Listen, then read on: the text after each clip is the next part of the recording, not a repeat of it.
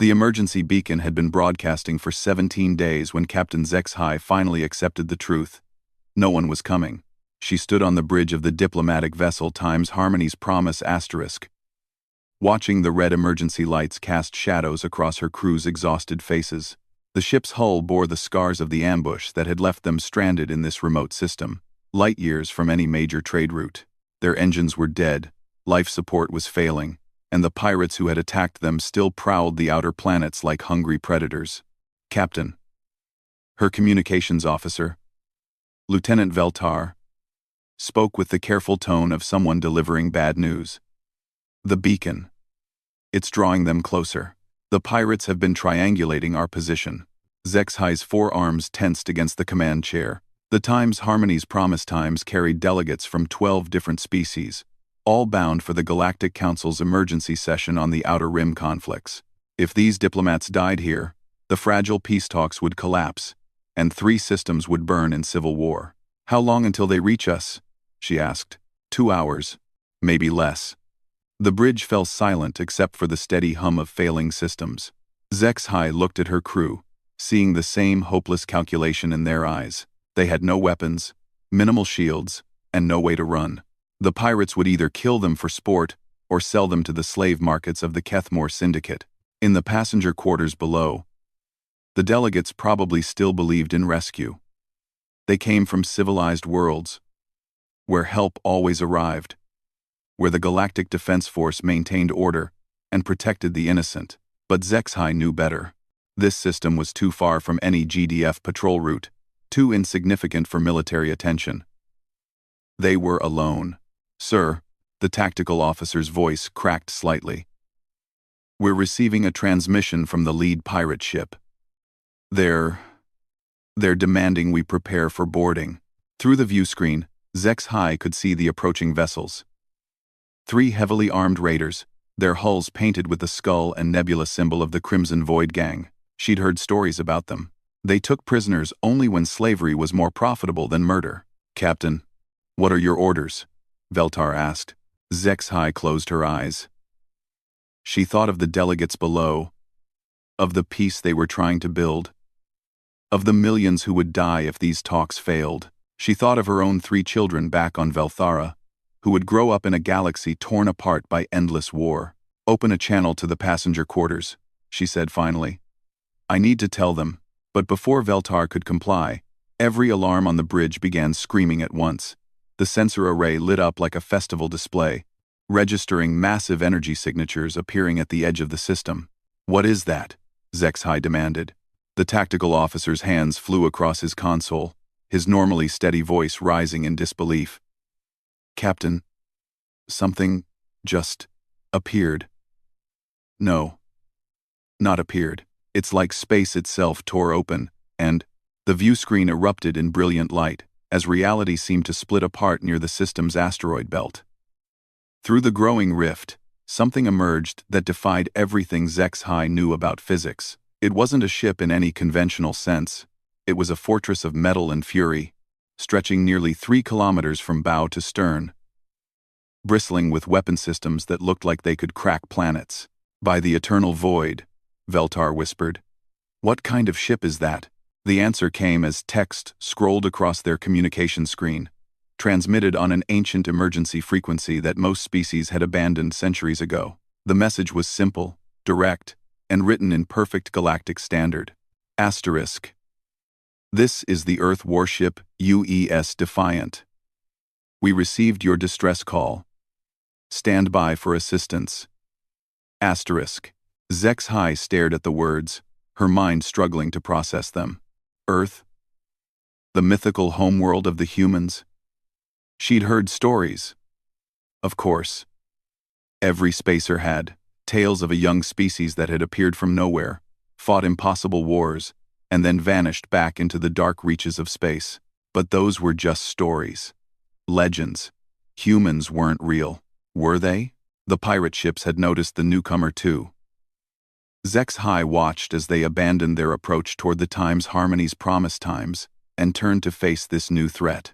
The lead raider, a converted mining vessel called Times Blood Harvest *, was already charging its weapons. They're challenging it. the tactical officer reported. The pirates are moving to attack formation. Their pirates are moving to attack formation. Zexhai wanted to laugh at the pirates' foolishness, but she found herself holding her breath instead. The mysterious Earth ship was enormous, yes, but it was outnumbered 3-1, and pirates, for all their evil, weren't stupid. They wouldn't attack unless they thought they could win. The lead pirate ship fired first, launching a spread of plasma torpedoes that could punch through military-grade shields. The weapons streaked across space like falling stars, their targeting systems locked onto the Earth vessel's command section. What happened next would haunt Zexhai's dreams for the rest of her life. The Earth ship didn't dodge. It didn't raise shields. Instead, pillars of coherent energy erupted from its hull, creating a defensive grid that intercepted every torpedo simultaneously. The plasma weapons simply disappeared, their energy absorbed and redirected into the void. Then the human ship returned fire. Zexhai had seen naval combat before. She'd watched GDF cruisers exchange volleys with rebel forces, had witnessed the controlled fury of civilized warfare. This was something else entirely. This was the difference between a dueling sword and a volcanic eruption. Streams of particles she couldn't identify lanced out from the Earth vessel, crossing the distance to the pirate ships in heartbeats. Where they touched the Times Blood Harvest asterisk, metal simply ceased to exist. The Raiders' armor plating, designed to withstand military-grade weapons, vanished like ice in a furnace. Secondary explosions rippled through the ship's hull as its ammunition stores detonated. The Times Blood Harvest Times died in less than 10 seconds. The second pirate vessel, a fast attack ship called Times Void Reaper asterisk, tried to flee. It engaged its hyperdrive, preparing to jump to safety. The Earth ship responded by firing something that looked like liquid lightning. The energy beam struck the fleeing raider just as it entered hyperspace, and the resulting explosion tore a hole in reality itself. When the distortion cleared, there was nothing left but twisted metal and floating debris. The third pirate ship, seeing the fate of its companions, did the only sensible thing. It surrendered. "This is Captain Maria Santos of the UES Defiant," came a new transmission, this one carrying a voice instead of text. It was a human voice, Zexhai realized with shock. Female, confident, speaking Galactic Standard with an accent unlike anything she'd ever heard. Diplomatic Vessel Times Harmony's Promise asterisk. Please respond. We're here to help. Zexhai's communication officer looked at her expectantly. Around the bridge, her crew waited for orders. But what could she say? How did you respond to legends coming to life? How did you thank someone for saving you from certain death? Open a channel, she said finally. This is Captain Zexhai of the Times Harmony's Promise asterisk. We received your message. Thank you for your assistance. But I don't understand. We've been broadcasting on emergency frequencies for over 2 weeks. How did you get here so quickly? There was a pause before the human captain replied, and when she did, Zexhai could hear something that might have been amusement in her voice. Captain, we've been monitoring your distress call since you first activated your beacon. It just took us a while to get here. Earth is a long way from this system. 2 weeks? Zexhai's tactical officer muttered. They've been coming for 2 weeks? But that was impossible. Even with the fastest hyperdrive technology, travel from any inhabited system would take months. Unless Earth was closer than anyone had imagined. Unless the humans had been hiding in the dark spaces between stars all this time, watching, waiting. Captain Santos, Zexhai said carefully. Forgive me. But I thought Earth was. That humans were. Out. Mythical. Extinct. Just another spacer's tale. The human's laugh was warm, almost musical. We get that a lot. Don't worry, Captain. We're quite real, and we're here to help. Can you tell me about your situation? Do you need medical assistance? Engineering support? Zexhai quickly explained their circumstances. The failed engines, the dying life support, the diplomatic mission that could prevent a war. As she spoke, she watched the Earth vessel move closer, its massive bulk gliding through space with impossible grace. Up close, She could see details that defied explanation. The hull wasn't just armored.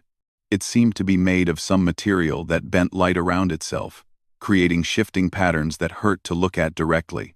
"Understood, Captain," Santos replied when Zexhai finished. "We'll have repair teams aboard within the hour. My engineering chief tells me your drive system is a Veltharan Mark 7 fusion array. We can get you back online. You're familiar with our technology?" "We're familiar with most technology, Captain. It's something we make a point of studying." Before Zexhai could ask what that meant, her sensors detected movement from the Earthship. Smaller vessels were launching from hidden bays, heading toward the Times Harmony's Promise asterisk. But these weren't shuttles or fighters. They were something else entirely, sleek and organic looking, as if they'd been grown rather than built. "Captain Zexhai," Santos continued, "I should warn you that my people might seem different from what you're used to.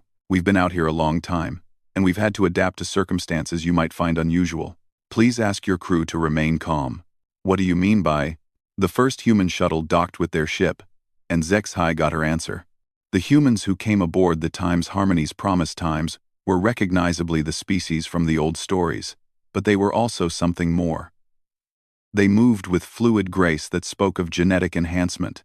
Their eyes held depths that suggested they'd seen things beyond normal comprehension. And when they worked, repairing systems with tools that seemed to reshape matter at the molecular level, they did so with an efficiency that bordered on the supernatural. The engineering team leader, a tall woman with silver hair and eyes like starlight, approached Zexhai on the bridge. "Captain, we'll have your engines online within 2 hours. Your life support systems are more complex, but we can stabilize them. However, I need to discuss something with you privately." Zexhai led the human to her ready room, her mind racing with questions. The engineer closed the door behind them and activated some kind of privacy device that made the air itself seem to hum.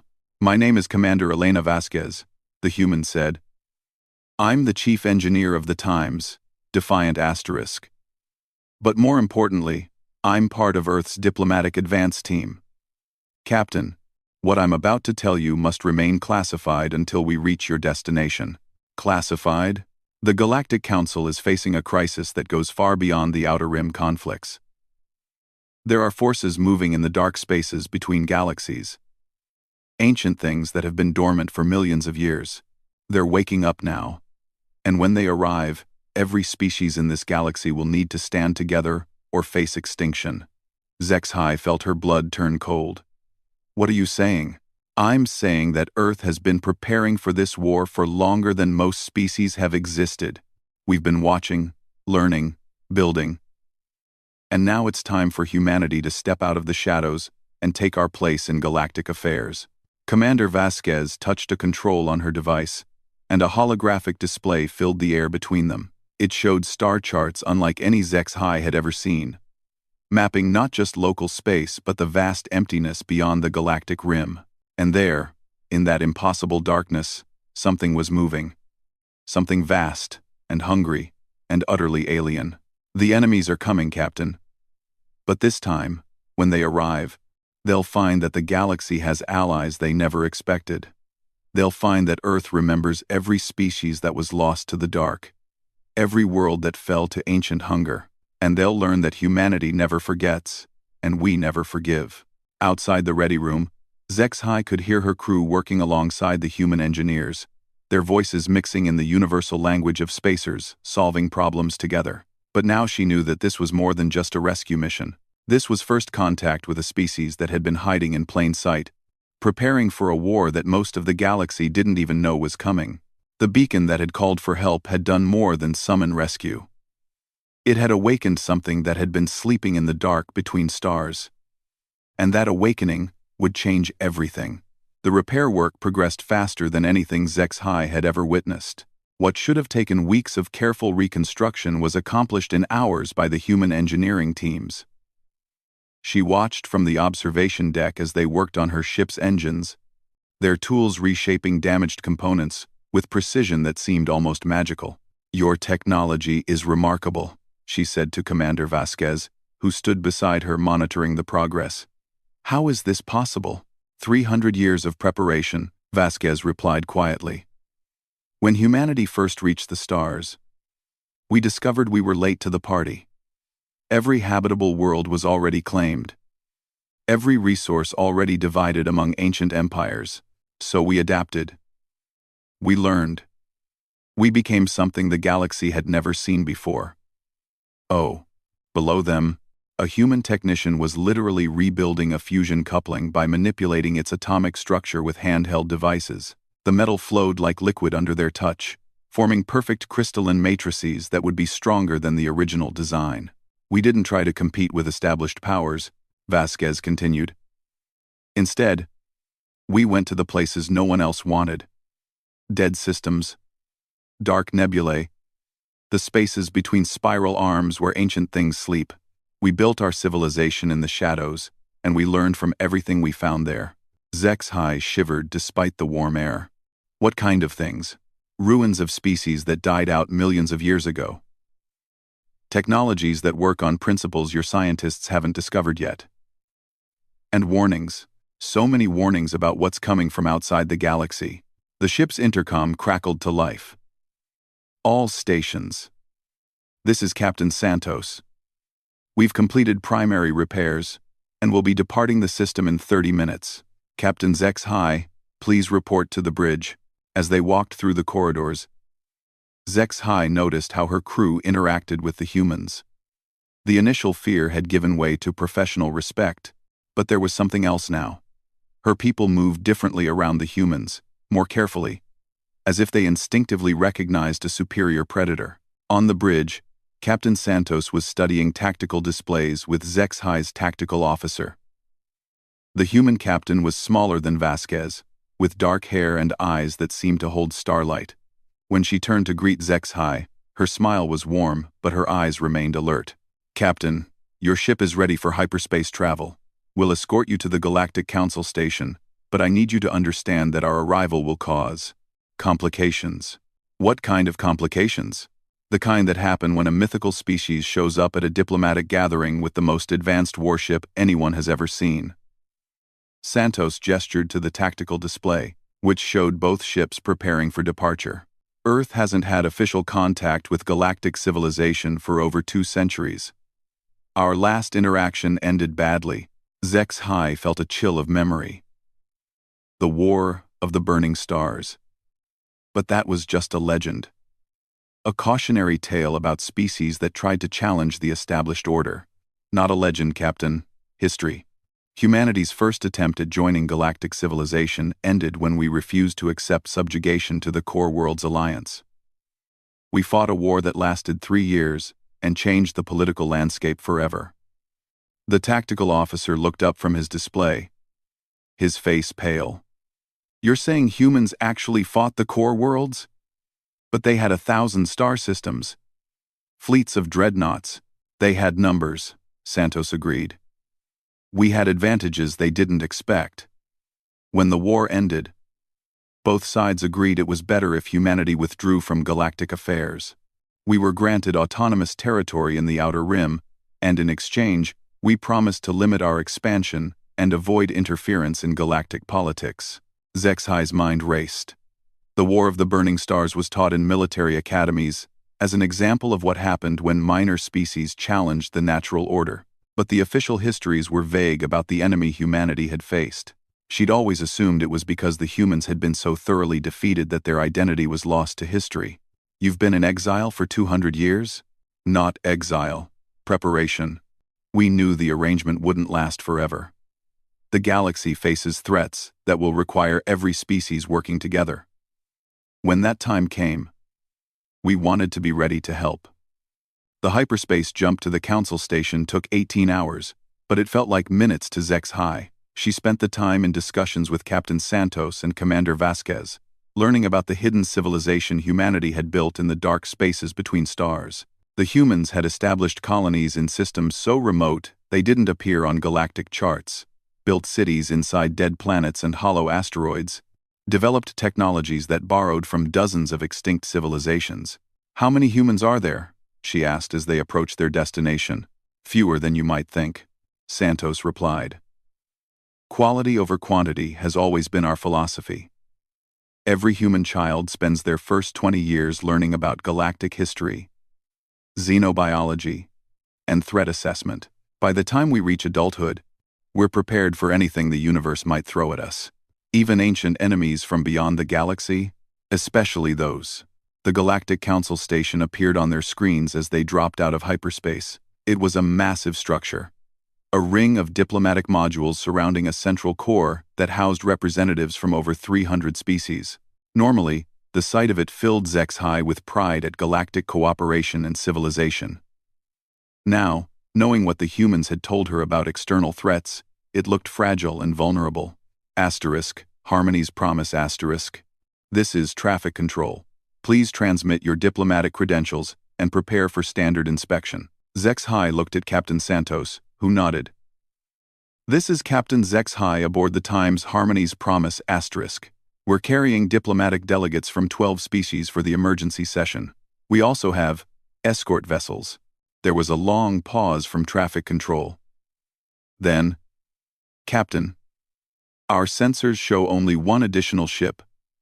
Please clarify. Traffic control. This is Captain Maria Santos aboard the Earth vessel UES Times Defiant *. We're here as invited observers to the emergency session. Another pause, longer this time. Zexhai could imagine the confusion and panic spreading through the station's command center. Earth ships weren't supposed to exist. Humans were myths, legends, cautionary tales told to young officers. Unknown vessel, please stand by. We're consulting with higher authorities. Santos smiled, but it wasn't entirely friendly. Take your time. Control. We're not going anywhere. Within minutes, the communication channel crackled with new voices. Admiral Corex then, the station's military commander, spoke with barely controlled tension. This is Admiral Corex then. Unknown vessel identifying as Earth origin. You are ordered to submit to immediate inspection and impoundment pending verification of your claims. Admiral, Santos replied calmly. With respect, I don't recognize your authority to impound vessels operating under Earth's autonomous treaty rights. We're here peacefully, and we're here to help. There are no Earth treaty rights. Earth is a myth. Admiral, I suggest you consult your historical archives, specifically, the Outer Rim Accords of 2157, which granted Earth autonomous status in exchange for non-interference guarantees. Those guarantees are now null and void due to external circumstances. Zexhai watched her tactical display as dozens of Council Defense Force ships moved to surround the Times Defiant *. Cruisers, destroyers, and even a few aging dreadnoughts took positions around the human vessel. It was an impressive show of force, representing the combined military might of dozens of species. The Times Defiant didn't move. Earth vessel, Admiral Corex then transmitted. You are outnumbered 50-1. Surrender now, and prepare to be boarded. Admiral, Santos replied. I appreciate your position, but I need to make something clear. That fleet you've assembled represents the largest concentration of military force in this sector. To us, it represents a moderate training exercise. What are you saying? I'm saying that if you force this confrontation, you'll discover exactly why the Core Worlds Alliance was willing to let humanity withdraw rather than continue fighting us. And trust me, Admiral, that's not a lesson anyone wants to learn today. The tension stretched across space like a live wire. Zexhai could see weapons charging on both sides, shields coming online, targeting systems acquiring locks. A single mistake could trigger a battle that would leave thousands dead and destroy any chance of peaceful contact. Then, a new voice entered the communication channel. Ancient, refined, carrying the weight of centuries. This is Counselor Velmiran, of the High Archive. All vessels will stand down immediately. The fleet hesitated, but weapons remained charged. Velmiran was respected throughout the galaxy as the keeper of historical records, but his authority was limited. Counselor, Admiral Corex then protested, this is a military matter. Admiral, I've had 15 minutes to consult the sealed archives. The Earth vessel's claims are accurate. Humanity does possess autonomous treaty status, and that status includes provisions for military intervention in cases of galactic emergency. Silence stretched across the communication channels. Zexhai could almost feel the shockwaves spreading through the Council fleet as officers grappled with the revelation that their ancient enemy was not only real but legally entitled to be here. Furthermore, Velmiran continued, the archives contain warnings that are now relevant to our current crisis. Captain Santos, you have permission to dock at Bay 7. Admiral, your fleet will maintain defensive positions but will not interfere with the Earth vessel's approach. As the Time's defiant Times moved toward the station, Zexhai marveled at the grace with which the massive ship navigated the defensive formations. It was like watching a swordmaster move through a crowd of children. Technically surrounded, but never truly threatened. Captain, Santos said privately to Zexhai, when we dock, things are going to move quickly. Your delegates will be escorted to the emergency session, but I need you to come with me to a private meeting first. What kind of meeting? The kind where we show the Council leadership exactly what they're facing, and exactly what Earth is prepared to do about it. The docking was smooth despite the tension. Zexhai watched through the observation ports as human security teams emerged from the Time's defiant asterisk, their equipment and bearing, marking them as elite soldiers. But they moved with the calm confidence of people who knew they were superior to any threat they might face.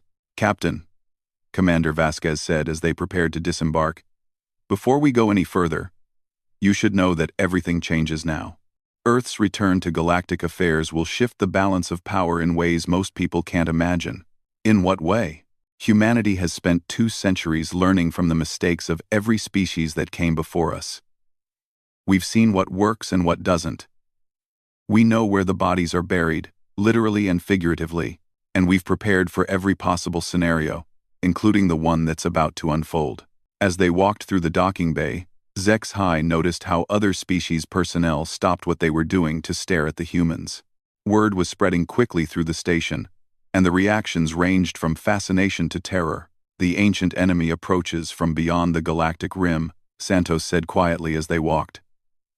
They've tried to invade before, millions of years ago, and they were only stopped by species working together in perfect unity.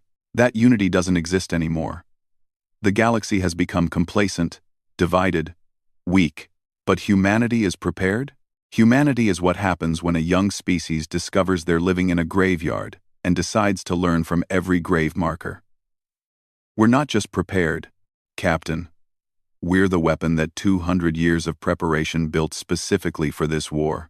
They reached a security checkpoint where Council guards were arguing with human escorts about scanning procedures. One of the guards, a heavily armored Kethmore, was insisting on following standard protocol. Santos approached the group, and when she spoke, her voice carried the kind of quiet authority that ended arguments before they could begin. Gentlemen, I understand your security concerns. However, I should point out that, if humanity wanted to harm this station, we wouldn't need to bring weapons aboard. The Times, defiant Times, could reduce this entire installation to component atoms from our current position.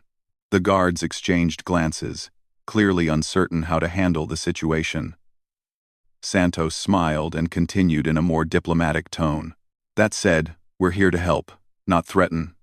Feel free to scan whatever you like. You'll find that human technology is a bit beyond current standards. The scans revealed exactly nothing. The human equipment appeared as solid masses of unknown materials to the Council's sensors, their internal workings completely opaque to conventional detection methods. How is this possible? The lead guard asked. Adaptive camouflage systems, Commander Vasquez explained. When you've spent 2 centuries hiding from superior forces, you get very good at making your technology invisible to their sensors. As they moved deeper into the station, Zexhai began to understand the magnitude of what was happening. This wasn't just first contact with a lost human civilization. This was the return of a species that had become something beyond what anyone expected, something that had been forged in the dark spaces between stars, specifically to fight wars that other species couldn't imagine. And now, whether the galaxy was ready or not, humanity was back. The emergency session of the Galactic Council was unlike anything Zexhai had ever witnessed. The great chamber buzzed with tension as delegates from 300 species struggled to process the reality of humanity's return. Ancient enemies sat across from old allies, all united in their uncertainty about what this development meant for the galaxy's future. Council Prime Minister Alexandra called for order, her forearms gesturing for quiet, as the massive holographic displays activated around the chamber's perimeter. Delegates, we gather today to address the Outer Rim conflicts, but circumstances have brought us an unexpected development.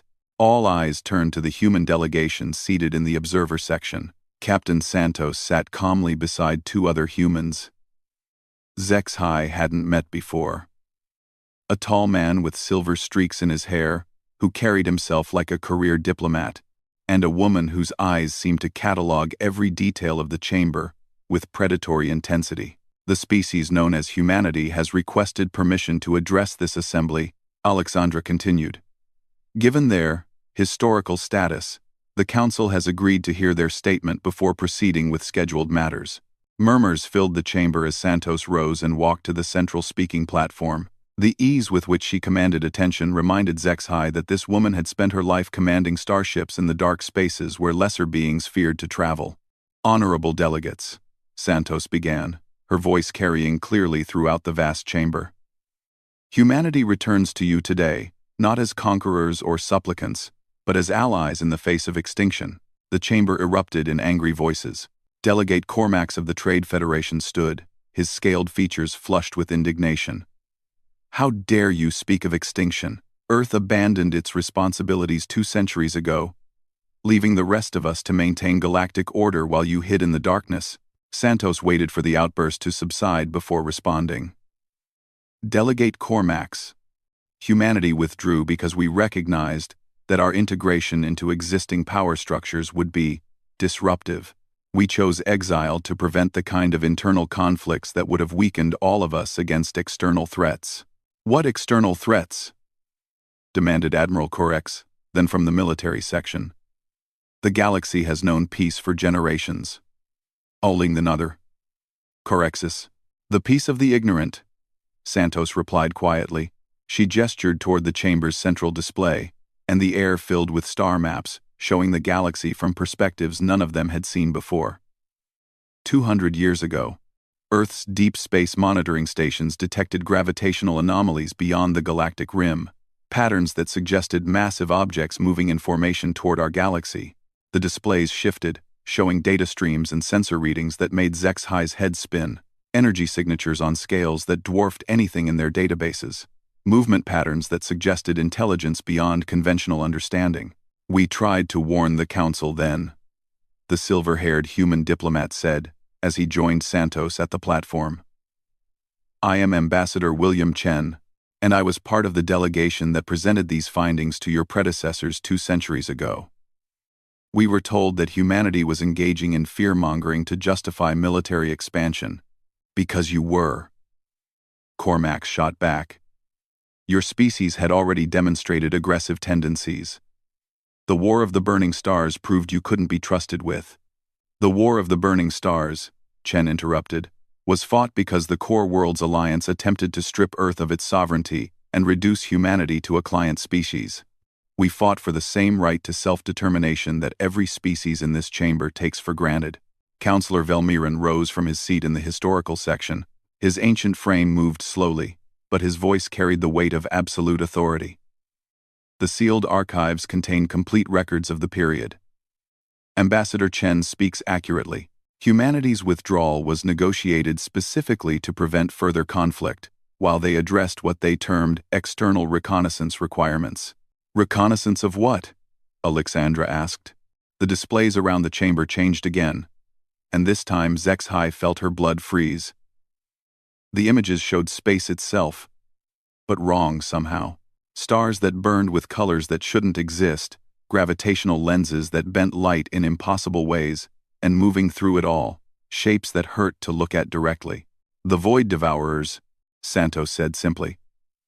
We call them that because it's the closest translation from the warnings we found in the ruins of extinct civilizations. They've been dormant for millions of years, hibernating in the dark spaces between galaxies. But they're waking up now, and they're coming here. Delegate Sorthak of the Hive Worlds leaned forward in his chair. Even assuming these entities exist, what makes you think Earth is better prepared to face them than the combined forces of galactic civilization? Santos smiled, and for the first time since Zexhai had met her, the expression was genuinely frightening. Because, Delegate Sorthak, we've spent 2 centuries preparing for exactly this scenario. We've studied every recorded instance of their previous incursions. We've analyzed the technologies and tactics that failed against them, and we've built something that can fight back. Your single warship against an invasion force? Admiral Corex then scoffed. I've seen your times, Defiant Asterisk, Captain Santos. It's impressive, certainly. But, Admiral, the third human interrupted as she stood and walked to join the others. May I introduce myself? I am General Sarah Mitchell, Commanding Officer of Earth's Defense Coordination Force. And the Times, Defiant Times, isn't our only ship. The star maps around the chamber shifted again, this time showing real-time sensor data from across the galaxy. Tiny icons began appearing in systems that had been marked as uninhabited. Dead zones, where no one bothered to explore. 67 primary battle groups, Mitchell said conversationally, each centered around vessels similar to or larger than the Times Defiant Asterisk, distributed throughout the galaxy in positions calculated to provide maximum response coverage against invasion routes, identified through 2 centuries of archaeological and astronomical research. The chamber fell silent as delegates absorbed the implications. Humanity hadn't just been hiding for 200 years. They'd been building a hidden military force that dwarfed anything in the galaxy. You've been preparing for war, Alexandra said quietly.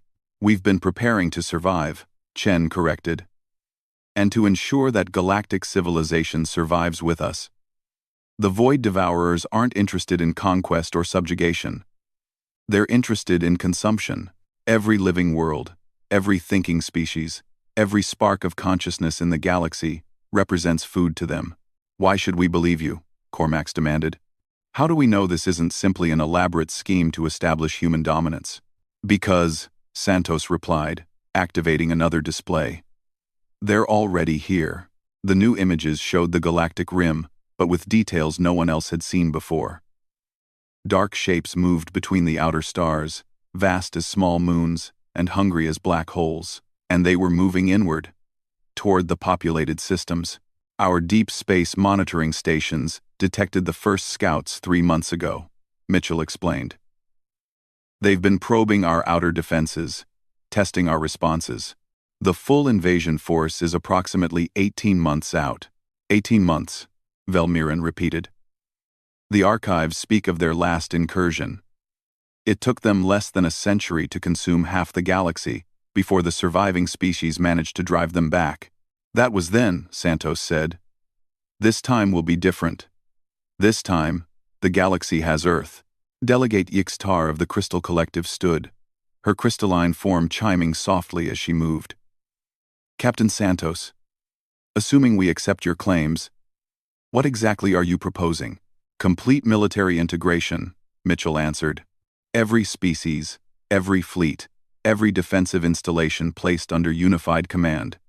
Earth will provide strategic coordination and advanced technology. The rest of you will provide personnel, resources, and local knowledge. Under human leadership, of course, Cormac said bitterly. Under competent leadership, Chen replied. Which happens to be human. Because we're the only species that spent 2 centuries studying the enemy and developing countermeasures.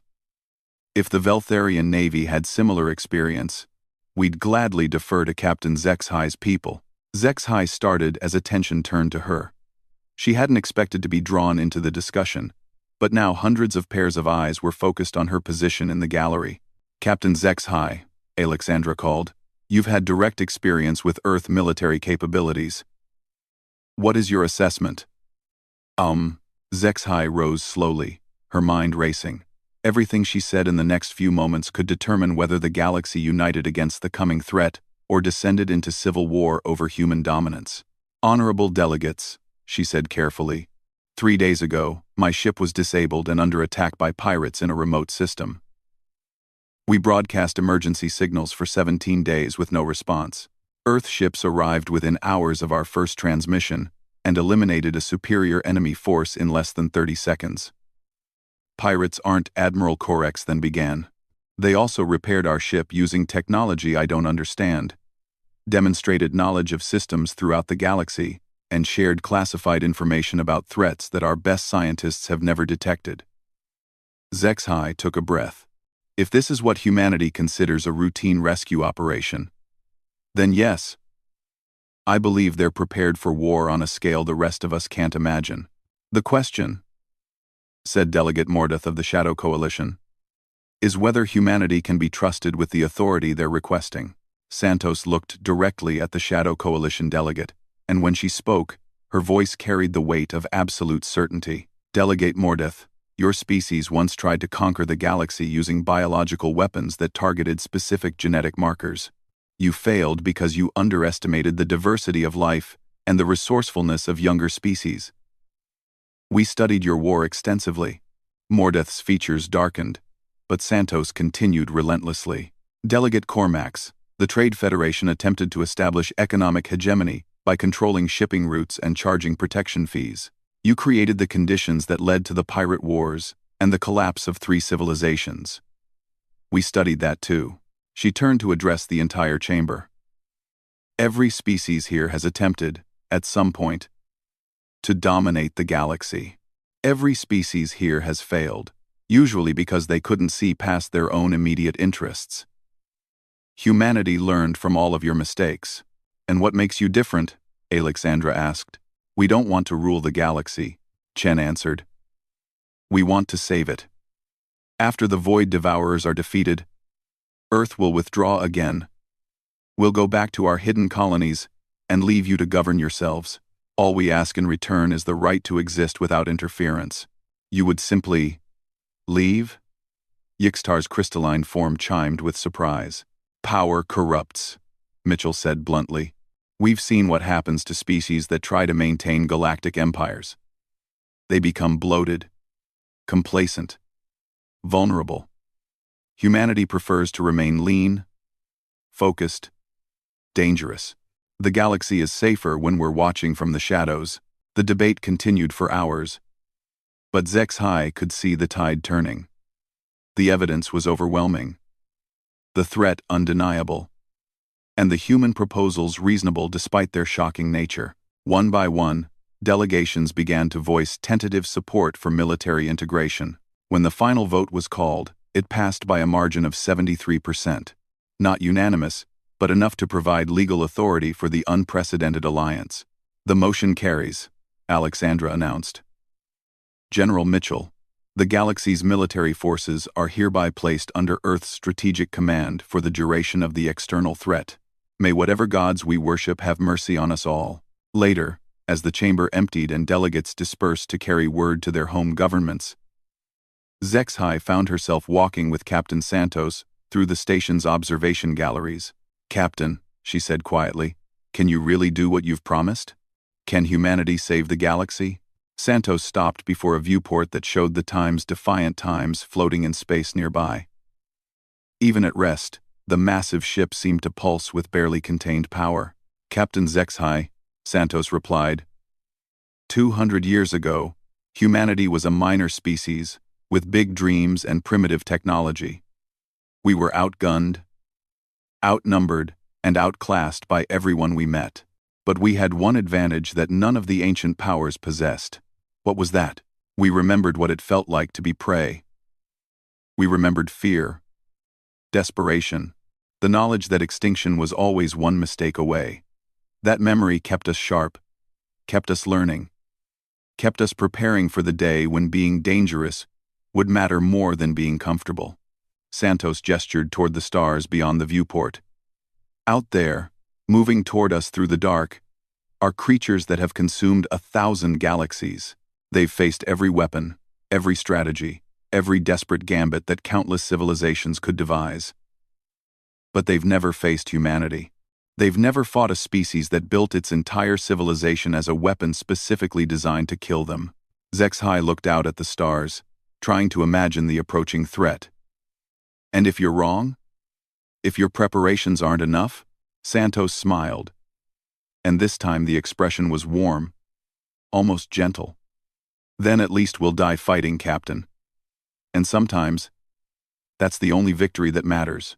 In the distance, more ships were arriving.